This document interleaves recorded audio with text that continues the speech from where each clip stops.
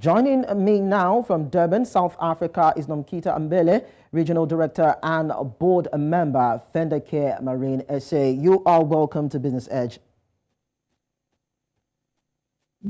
Good afternoon. Thank you for having me. Now, the shipping and maritime industry is one that is said to be male-dominated. Tell us, how did you break into that field and become a force to be reckoned with, if I could describe it that way? I think I was fortunate enough to have studied at a high school that offered the maritime subject as part of the curriculum. And so by the time I finished high school, I think I was very sure that I wanted to have a career in the maritime industry. And I think me entering the industry very early at 19 years old, I found myself mentors who were really good to me and who sort of held my hand throughout the process as I was growing within the industry. So I think it was a mix of luck that turned into a passion, really. South Africa has various sectors in the maritime industry. What is your own specialization and why did you venture into that? I've always been in the oil and gas supply chain space. And I think I'd ventured into that because the first company I really worked for had about 4 business units, and one of them was offshore oil and gas. And because there was really no exposure, us as Africans or Black Africans in South Africa into those kind of sectors, I was really interested and intrigued by the oil and gas element of the industry. So I sort of gravitated towards oil and gas because of curiosity and really understanding the sort of minerals that we have in Africa as a whole and how we can turn that around into boosting our economy. So I've been involved in the oil and gas sector, various subsectors within it. I mean, I've been in offshore ship chartering. I've worked in offshore diving. Right now, we offer services of ship-to-ship transfers for offshore company, and really that is transferring cargo from one vessel to another for trading purposes. So yeah, so I really am within the supply chain of oil and gas. All right. Now, aside the fact that you had your time, you have first-hand information and first-hand experience at sea. You also studied maritime law. Now, what significant impact did that have on your career path, and how did that open new doors for you?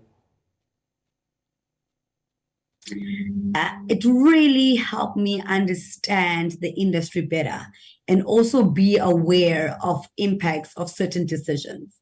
I think everything about law takes into account risk.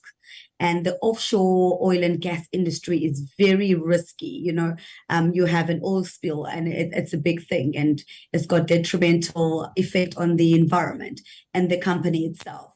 So I think me studying a maritime law helped me be aware of what I do and the consequences that are related and aligned to what I do. It really helped me do my job better, be aware better, and just understand the industry as a whole, not only from an operational perspective, but from a risk perspective, which is something we have to look at when you are in the oil and gas space, because you can't afford to have any oil spills. And you're also working with equipment that is very expensive. You're also working with your clients who their reputation is also dependent on how you service them. So there's a lot of factors that are intertwined. And I think me studying maritime law really made me understand that better. And therefore understanding the consequences and making me very aware and deliberate in how I service my clients and how I represent my company.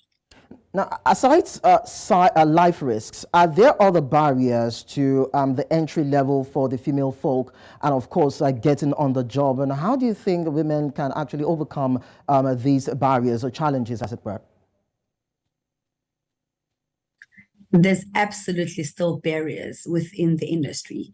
Like you mentioned before, this has always been a male-dominated industry, and it still is. I mean, if you look at the seafarers worldwide, less than 2% of the seafarers are women. There's still barriers around that. There's still the stereotypes that women can't go to sea and the job is not suitable for women. The ship is not built to have separate bunks for women versus to men.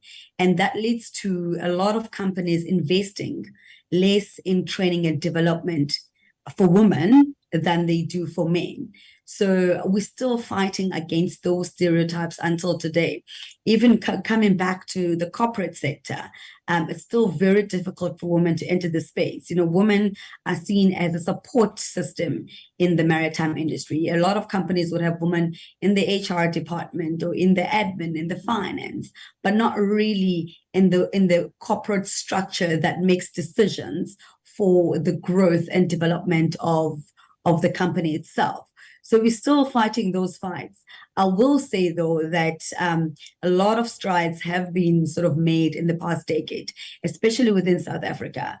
The government has been very deliberate in pushing, as part of our BBBE Act, which is the Broad-Based Black Economic Empowerment, the inclusion of women in the executive management of companies, and as far as representation in the board. So we are making strides, but I think there's still a lot of work to be done to recognize women as, formidable force that are going to add considerable value to the company, both in terms of growth and add to the strategy of the company.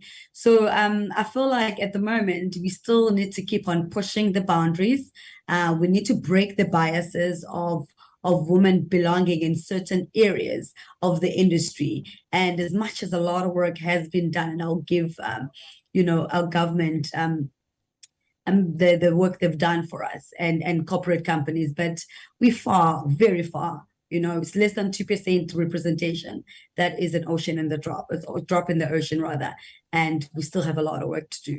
Well, in terms of representation, you are a director at a majority Black-owned enterprise, which is unusual in South Africa for so many people. But then how have you been able to move to the ownership space?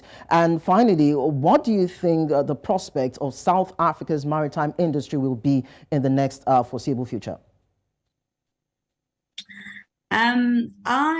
As I mentioned before, I think there's been a drive from government, from the South African government, especially in the last 5 years, for inclusion of women in the executive board and ownership of companies.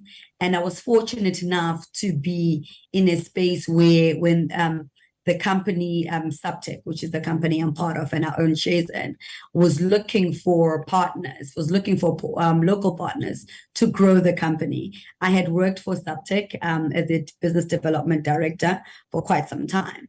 And for me, that move made sense. Having understanding the company, being passionate about the company, and sort of grew up in the company. So when that opportunity came, I sort of put my hand forward, if you would have it. It was not an easy process, because as you can understand, it's so difficult when you're an employee and the company sees you an employee to then move into a space of becoming part owner of the company. But I think with my business partner, we really put a compelling offer on the table, not only in terms of money, but in terms of the vision that we had for the growth and the development of the company, even beyond South Africa into Africa as a whole. Because as we know, Africa is very rich with minerals, and until up to now, that richness has really been realized by other foreign countries rather, from other continents. And us as Africans have really not been able to see the fruits of the minerals that we have.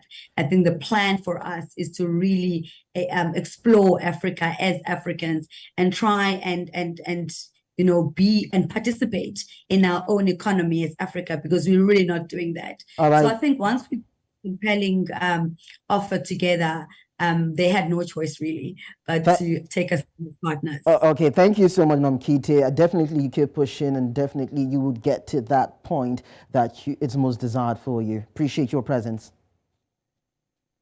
Thank you for having me, and have a All good right now. afternoon. All right now.